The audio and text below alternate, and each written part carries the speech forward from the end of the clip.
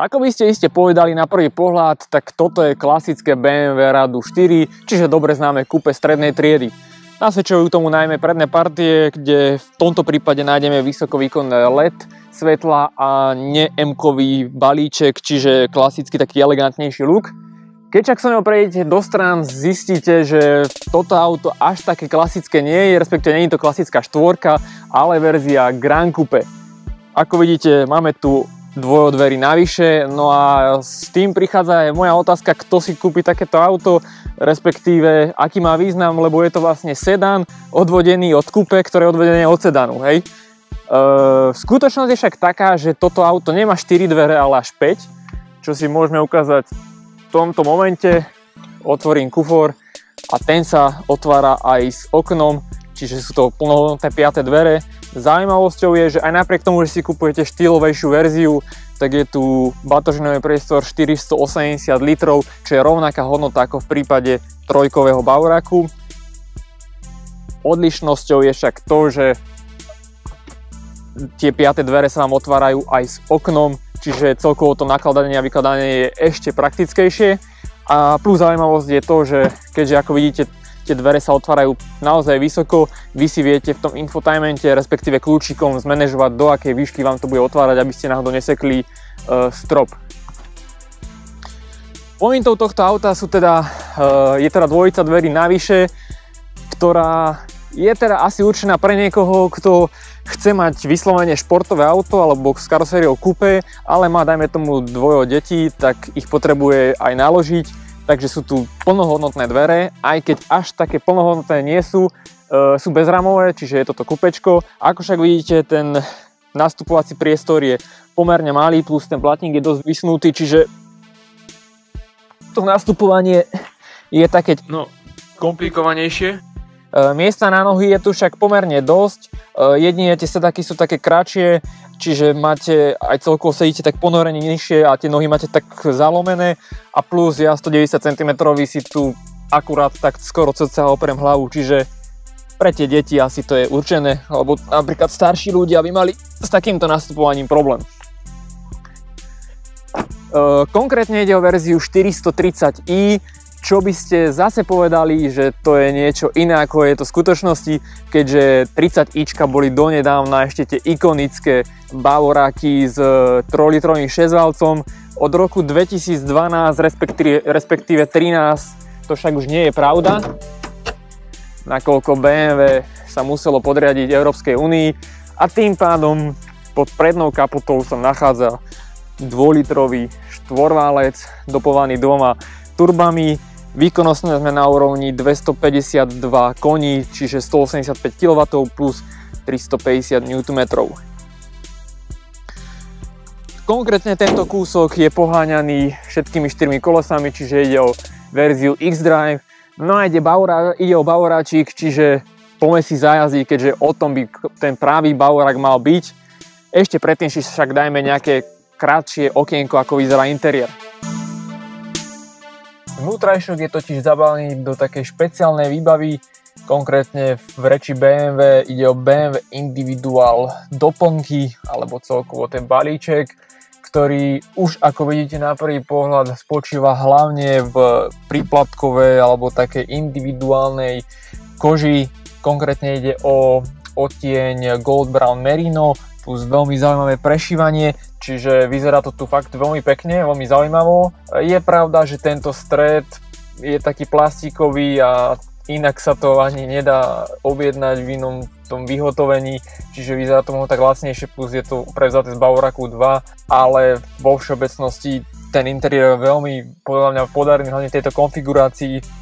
Vypichnúť určite musím, aj keď to slovičko vypichnúť som povedal, že už nebudem používať, ale vypichnúť musím tieto sedačky, ktoré síce sú manuálne ovládané, ale môžete si ich elektronicky dofúknuť.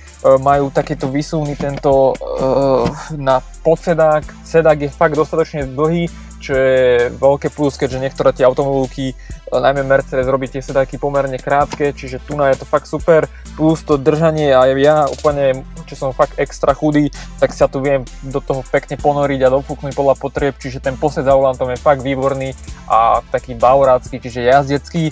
Jedine čo stále bojujem je s týmto volantom, ktorý je v podstate ten základný. Je tu síce plaketa, že BMW Individual, ale je to tá klasika, ktorú poznáme už, ja neviem, pomaly 20 rokov by som povedal, hej, samozrejme není to tak, ale budí na mňa strašne budí takým starým dojmom, aj tie tlačidla sú také, že zaslúžu by si niečo lepšie a pritom ten M-kový volant, čo má BMW, je fakt špičkový a jeden z tých najlepších volantov, aké poznám. Možno by sa tu do tej kože nehodil, ale tento stred mi nesedí, ale tie páčky sú fakt super. Možno vydávajú taký hlasný zvuk niekedy až. Budíky, taká klasička, sú v zásade veľmi jednoduché, ale na druhú stranu veľmi prehľadné a čitateľné, plus ten displej, ktorý je zo spodu, pekne ukazuje a nastavuje to, čo, alebo zobrazuje to, čo potrebujete, čiže dobre, nie sú to plné digitálne budíky v štýle Audi A4 a podobne, ale v zásade myslím si, že tá grafikou a spracovaním je to na veľmi, veľmi peknej úrovni a hlavne tá čítanosť alebo čitateľnosť, keď sa niečo potrebujete získať alebo pozrieť, tak hneď to tam vidíte a nemusíte v tom loviť, ako majú niektoré automobilky, že spleť toľkých čísel a ukazovateľov, že niekedy ste až pomaly stratení. Máme tu príplatkové repráky, čiže Harman Kardon, veľmi dobrý infotainment alebo display infotainmentu, ktorý opäť ponúka to, čo sa mne veľmi páči, že možnosť rozdeliť to zobrazovacie pole na nejaký alebo ten split screen, čiže rozdeliť si na dve časti a ukázať, čo potrebujete. Čiže ako v mojom prípade mám na pravej strane mapu, ktorú môžem hocikedy ovládať a na ľavej strane mám rádio, alebo je to menu, čiže môžem si čo potrebujem. Hej, napríklad informácie o vozidle, tak máme tu športový displej, čiže vidíte aktuálne kilowaty, newtonmetre, čiže tá možnosť toho split screenu sa mi veľmi páči. No a bauráčik, čiže klasika, ručná brzda, manuálna a ten volič tých režimov, čiže Eco Pro, Comfort, Šport a Šport Plus, kedy sa vám vypne tá trakčná kontrola, plus keď podržíte to tlačidlo na vypnutie tej trakčnej kontroly, tak vlastne to DSC vám vypne úplne.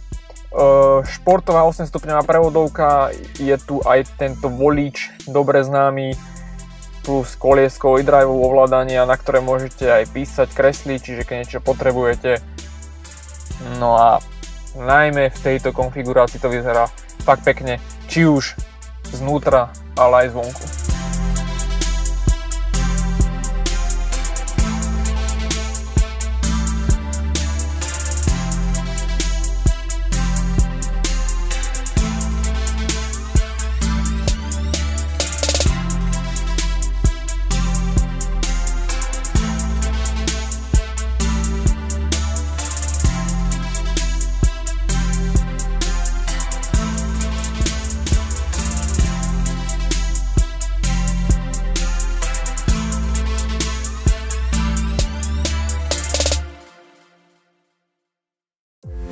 Zatiaľ, čo ste si pozerali tieto predošlé záberiky exteriéru a interiéru, ja som sa presunul mimo mesta, keďže tam toto auto môžete reálne využiť, alebo má väčšie využitie, aj keď v tom meste určite zaujíme hlavne tým dizajnom. Musím sa priznať, že prvé kilometre, keď som si toto auto prevzal, mal som ho v režime Eco alebo Comfort, tak úplne mi prišlo také, že nevedel som popísať nejaké svoje emócie, čo sa týka toho jazdenia, lebo boli také pomerne, že reku nič extra a jazdil som si tak normálne, dajme tomu, že na spotrebu. Potom asi po 2 dňoch som bol fotiť auto a zrazu brat mi ho bol preparkovať na iné miesto, aby som ho vedel lepšie odfotiť. A zrazu naštartoval a som zistil, že to auto má dosť dobrý zvuk od výfukov.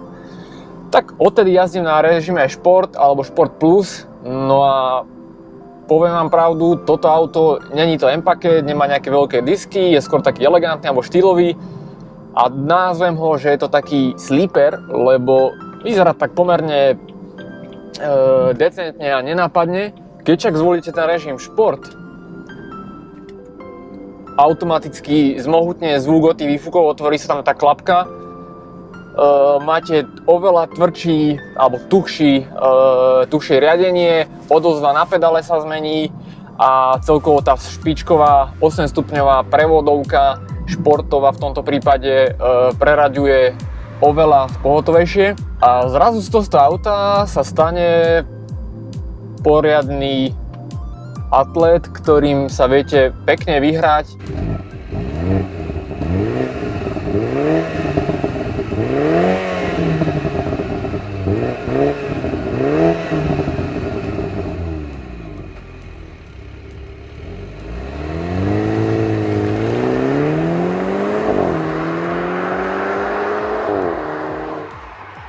Tie prvé dni som absolvoval so spotrebou cca 6,9, aj Martin Bratislava som robil za 6,9 a potom ako som začal využívať ten režim šport, respektíve zistil, čo toto auto dokáže, tak tá spotreba mi zrástla na necelých 10, cca 9,1, 9,5, 9,9 ako kedy, samozrejme, že ako jazdíte. V tomto prípade, keď sa vyberiete na nejakú pezinskú babu, povedzme, a ste tam hodinku, dve a začnete sa fakt naháňať hore dole, tak není problém tých 12, 13, 14, 15 litrov. Čo na jednu stranu není zase veľa, hej, na to, čo to auto ponúka, lebo stovku dáte za 5,9 sekundy, maximálka tradične obmedzená na 250 a čiže tie papierové údaje nasvedčujú tomu, že sa s tým viete dosť zabaviť a realita tomu aj zodpovedá. Takže tá vyššia spotreba v podstate ide ruka v ruke s týmto. Čo ma príjemne prekvapilo je inak odhlučnenie tohto auta, keďže áno, je také pomerne nízke, čiže ten odpor vzduchu nie je taký veľký, aj celkovo je tak aerodynamickejšie urobený. Ten exteriér, sú tu však tie bezramové dvere, alebo teda okná a v takomto prípade zvyknú dosť byť hlučné, alebo ten vietor dosť počuť. V tomto prípade je to však fakt na veľmi dobrej úrovni. Jedine čo, keď sa začnete s týmto autom fakt tak blázniť, myšičkovať s ním a strihať alebo rezať tie zákruty rýchlejšie a prehádzovať tú hmotnosť toho auta, tak sem tam počujete, ako tá karoséria praská, doslova sa tak ako keby krúti, ale to je v podstate automatické alebo taký stav, ktorý prichádza automaticky s takýmto riešením dverí. Posed za volantom je fakt super. To musím uznať, že v tých Bavorakoch to je vidno, že to auto je jazdecké, takže prioritne je orientované na toho šoféra a možno, ako som vravel, nehyčkáva s nejakým extra luxusom, aj keď v tomto vyhotovení to vyzerá fakt super, taký cukríček pomaly. Tak ten posed, držanie toho volantu, hrúbka venca a celkovo to šoférovanie toho auta je cítiť, že proste je to tradičný Bavorak. Není to určite najkomfortnejšie auto v triede, samozrejme každý podľa preferencií, že niekomu sa to páči, niekomu nie, kto si potrpí na komfort, niekto skôr šport. Tie nápravy sú veľmi dobré, akože ten podvozok tlmí nerovnosti. Predná náprava však občas mám pocit, že vydáva taký buchotavý zvuk, najmä keď prejdete po nejakých nerovnostiach alebo dierach. A naopak zadná zase po priečných nerovnostiach, keď idete nejaké rýchlejšie zatačky, tak má tendenciu tak trošku odskakovať, čo je samozrejme také pochopiteľné, keďže ten zadok je fakt pomerne dlhý. Ale inak, čo sa týka z toho jazdeckého hľadiska, fakt musím povedať, že paradička. No čo viac dodať? Pekné počasie, parádne auto, no idem ešte jazdiť.